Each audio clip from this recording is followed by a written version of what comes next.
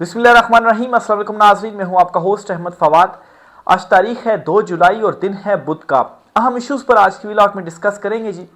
पहला इशू तो ये है कि इमरान खान साहब के साथ मुज़ाकरात का एक नया दौर शुरू किया जा रहा है और इस मरतबा ज़रा डिफरेंट अंदाज अपनाने की कोशिश की जा रही है और चौधरी निसार अली खान साहब जो हैं उन्हें मुतहरिक किया जा रहा है। और एक बड़ा दावा सामने आया है कि चौधरी निसार अली खान के ज़रिए, जो कि इमरान खान साहब के बड़े पुराने दोस्त हैं, उनके जरिए इमरान खान साहब को मनाने की जो कोशिश है वो की जाएगी। इस पर कुछ एक्सक्लूसिव डिटेल्स हैं, आपके साथ शेयर करेंगे जी। दूसरी खबर आपके साथ ये शेयर करनी है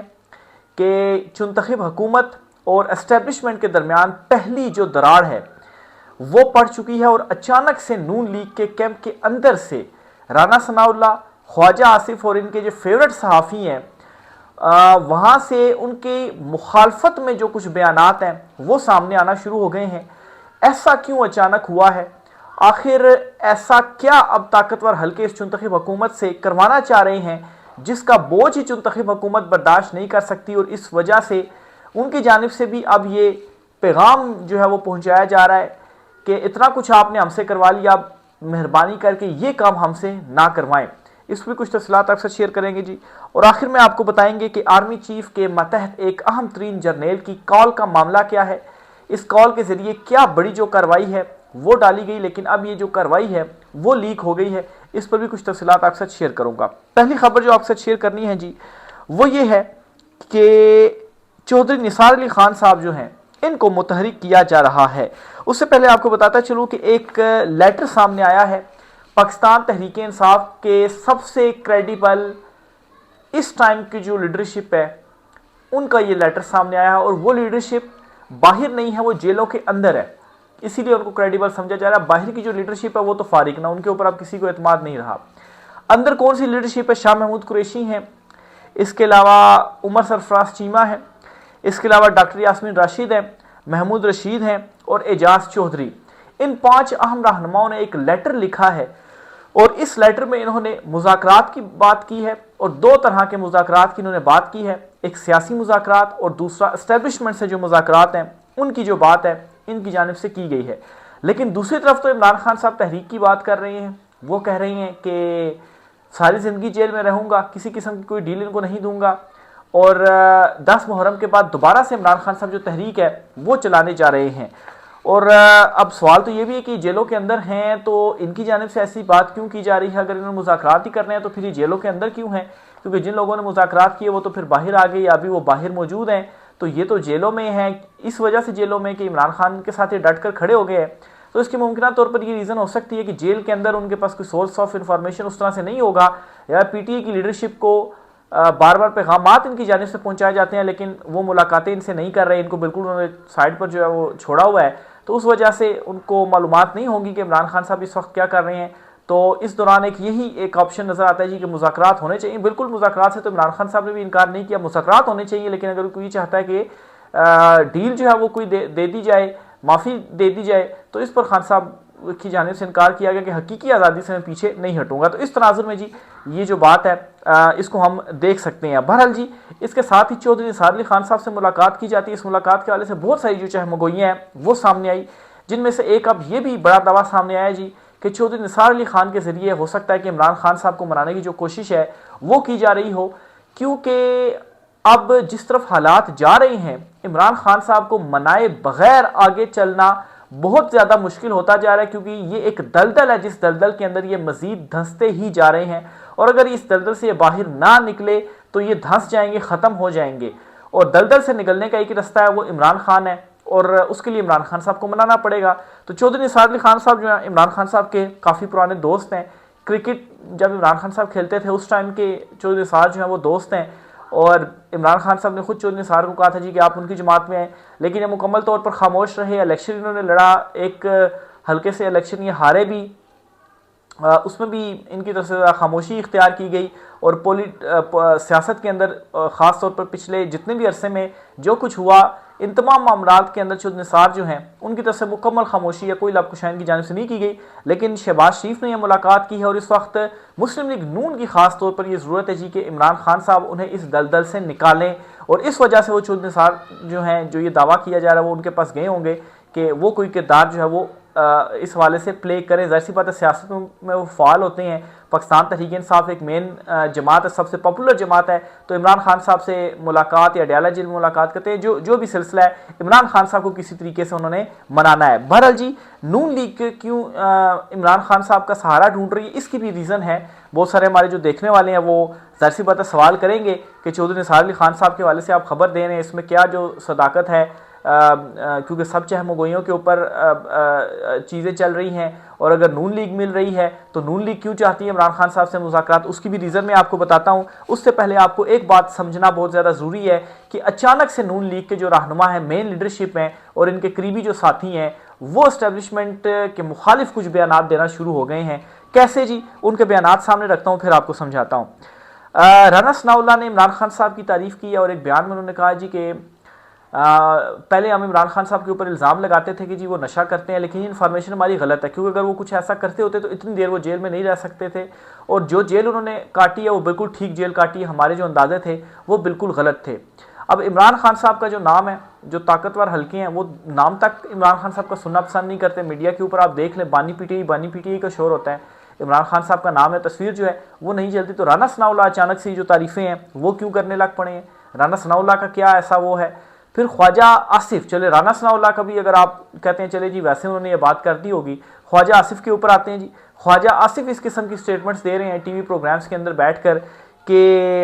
ये जो सिस्टम है ये आईनी सिस्टम नहीं है, ये वाकई हाइब्रिड सिस्टम है, और एस्टेब्लिशमेंट की मुदाखलत और एस्टेब्लिशमेंट का बड़ा इंपॉर्टेंट जो रोल है वो इसमें है। तो वो अचानक से क्यों एस्टेब्लिशमेंट का रोल गिनवाने लग पड़े हैं जी कि वाकई एस्टेब्लिशमेंट है, क्यों इसकी चीज़ की जो गवाहियाँ हैं वो दे रहे हैं। फिर उसके बाद मुनीब फारूक, जिनके हवाले से कहा जाता है जी कि वो बड़े एस्टेब्लिशमेंट के या नून लीग के हलकों के जो है वो बड़ा करीबी हैं, वो ये जो है वो खबरें देने लग पड़ते हैं या ये दावे करते हैं या इस चीज़ को एक्सेप्ट अब करने लग पड़े जी कि 2024 के इलेक्शंस में जो धांधली है वो हुई। अब ये जो स्टेटमेंट है ये किसके हक में स्टेटमेंट है? इमरान खान के हक में स्टेटमेंट है। इमरान खान साहब भी यही कहते हैं कि धांधली हुई और उनका मैंडेट चोरी हुआ। जो चोरी मैंडेट है वो इमरान खान साहब को वापस किया जाए, और किसने धांधली की? एस्टेब्लिशमेंट के हवाले से इमरान खान साहब जो है वो कहते हैं, और ये जो चुनतखब हुकूमत है इनको लाने में उनका किरदार है। तो ये जो स्टेटमेंट्स हैं ये अचानक से क्यों आना शुरू हो गई हैं? अब इसको अगर हम थोड़ा डॉट कनेक्टिंग करें और थोड़ा इंटरनेशनल मामलात में अगर हम इसका थोड़ा सा जायज़ा लें, तो इस वक्त कोशिशें बड़ी चल रही हैं कि किसी तरीके से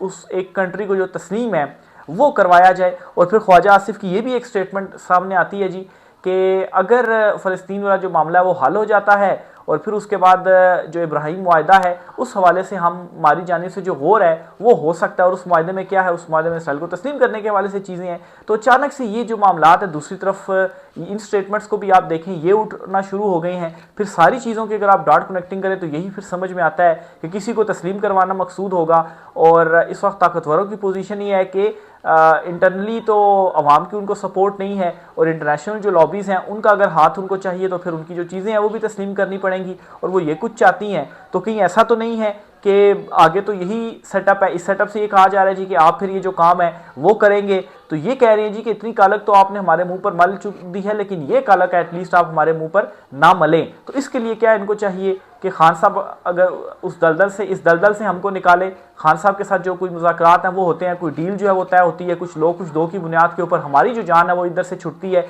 तो एटलीस्ट हमने आगे जो पब्लिक में अभी तो ये सूरत आ रहा है कि पब्लिक के दिलों में नफरत है, तो तब तो होगा कि तब पब्लिक में हम निकलेंगे तो जूते जो है वो पब्लिक हमें मारेगी। तो ये जो सारा सिनेरियो है मेरी समझ में तो ये आ रहा है, इस सारी डिटेल्स और डॉट कनेक्टिंग बुनियाद के ऊपर आपकी समझ में क्या आ रहा है, आप भी कमेंट बॉक्स के अंदर जो है वो ज़रूर लिखिएगा। फिर एक इंटरनेशनल खबर भी आपको देता चलूँ, बड़ी इंपॉर्टेंट खबर है, और वो खबर ये है जी कि अमेरिका की जानिब से बड़ा एक इम्पॉर्टेंट जो बात है वो सामने आई है, और अमेरिका का ये कहना है जी कि इसराइल जो है वो 60 दिन के अंदर शराइत के ऊपर जंग बंदी करने पर राज़ी जो है वो हो चुका है। यानी कि अमेरिका ने उसको राज़ी कर लिया है कि ये शराइत है, इस शराइत के ऊपर आप जो है वो मान जाओ और 60 दिन के अंदर जंग बंदी कर दो, तो इसराइल जो है वो राज़ी हो गया है। दूसरी तरफ जो हमास है जी, हमास के हवाले से भी जो कोशिशें हैं वो की जा रही हैं मिस्र के ज़रिए या कतर के ज़रिए जी, कि वो भी उनको इन शराइत के ऊपर राज़ी जो है वो कर लें ताकि मामला जो है वो हल की तरफ जाएँ। और मामला जब हल की तरफ जाएंगे फिर इब्राहिम मुआहदे के हवाले से ऑलरेडी डोनाल्ड ट्रंप ये कह चुके हैं जी बड़े बड़े इसमें जो है वो शामिल होंगे। तो ये एक और इंटरनेशनल इंपॉर्टेंट जो डेवलपमेंट है जी वो हुई है, ये भी आपके साथ जो है वो मैंने शेयर कर दी। अगली खबर जी एक और भी आपके साथ में शेयर करता चलूँ जी, और वो ये है कि पाकिस्तान की जानिब से एक इंपॉर्टेंट कॉल का मामला क्या है। आर्मी चीफ के मतहत एक जो जर्नल हैं DGMO पाकिस्तान जो हैं, उन्होंने भारत में एक कॉल की है, और ये कॉल का मामला क्या है। देखें जी, पाक भारत जंगबंदी के हवाले से ये कहा जाता रहा, ट्रंप की जानिब से भी ट्वीट सामने आई जी कि अमरीकी मुदाखलत के बाद ट्रंप की जानिब से ये जो जंगबंदी है वो करवाई गई है दोनों तरफ से। और फिर उसके बाद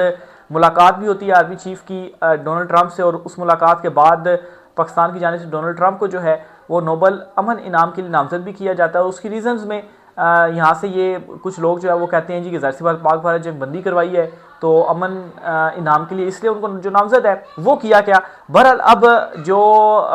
भारतीय वज़ीर ख़ारजा हैं उन्होंने एक स्टेटमेंट दी है, और उस स्टेटमेंट में वो एक जयशंकर जो हैं उन्होंने स्टेटमेंट दी है, उनसे एक इंटरव्यू किया जा रहा था, और उस स्टेटमेंट में वो ये कहते हैं कि पाक भारत जंगबंदी जो है इसमें ट्रंप का कोई किरदार नहीं है, ट्रंप का कोई किरदार नहीं है। यहाँ पर शादियाने बजाए जाते हैं, वहाँ से भी स्टेटमेंट्स आती हैं, लेकिन भारतीय वज़ीर ख़ारजा ये कहते हैं कि ट्रंप का कोई किरदार नहीं है, बल्कि पाकिस्तान के जो DGMO हैं उन्होंने जंगबंदी की जो दरख्वास्त है वो की थी, और फिर उसके बाद ये जो जंगबंदी है वो हुई। चले हम इस हद तक अगर कोई लोग ये भी कहते हैं कि ये प्रोपेगेंडा है, झूठ पर मबनी जो तफसीलात हैं वो भारतीय वज़ीर ख़ारजा ने शेयर की, पाकिस्तान का दुश्मन मुल्क है और पाकिस्तान को नीचे करने के लिए उन्होंने कहा जी कि पाकिस्तान की तरफ से जंगबंदी हुई और हमने जो है वो इसको एक्सेप्ट कर लिया। चले इस बात को हम कह देते हैं जी कि उन्होंने प्रोपेगेंडा किया होगा कि पाकिस्तान की तरफ से कोई कॉल आई जंगबंदी की, लेकिन अमेरिका के हवाले से वो ये जो स्टेटमेंट है वो आखिर वो क्यों देंगे, हालांकि अमेरिका ने खुद ये स्टेटमेंट जो है वो दी थी जी कि हमने जो जंगबंदी है वो दोनों ममालिक के हवाले से जो है वो करवाई। तो उधर वो जो स्टेटमेंट है जयशंकर की जानिब से वो आखिर क्यों जो है वो दी जा रही है। तो ये एक और जो नया कट्टा है जी वो इस सारे